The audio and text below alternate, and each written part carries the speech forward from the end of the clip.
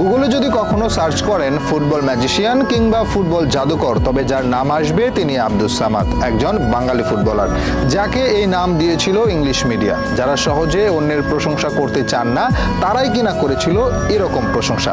ভাবা যায়? ভাবতে হলে আগে জানতে হবে এই আব্দুস সামাদের ব্যাপারে। কে ছিলেন এই ফুটবলার? 1885 সালে যার জন্ম, 1964 সালে মৃত্যু। তবে বিদায়ের আগে নিজেকে প্রতিষ্ঠা করে যান ফুটবল জাদুকর হিসেবে। তার ফুটবল ক্যারিয়ার নিয়ে যতটা আগ্রহ মানুষের, তার চেয়েও বেশি অবাক করা কাণ্ড করতেন মাঠে বসে। বলা হয় তিনি কখনো মাঠে মনোযোগী ছিলেন না, আনমনে ঘুরে বেড়াতেন, মাঠের মাঝে বাদাম খেতেন, যখন ইচ্ছে হতো গোল করতেন। সবার কাছে গোল যখন আরাধ্য ব্যাপার, তার কাছে যেন ইচ্ছের মতো, মন চাইলে গোল করব, না চাইলে করব না, এরকম একটা স্বভাব নিয়েই পার করেছেন ক্যারিয়ার। তার জীবনে একটা অন্যতম এক অদ্ভুত কাণ্ড হচ্ছে, একবার রেফারিকে চ্যালেঞ্জ করেন গোল পোস্ট ছোট বলে। লড়াইটা ছিল ইন্দোনেশিয়া একাদশ আর ভারতীয় একাদশের মধ্যে। তুমুল প্রতিদ্বন্দ্বিতা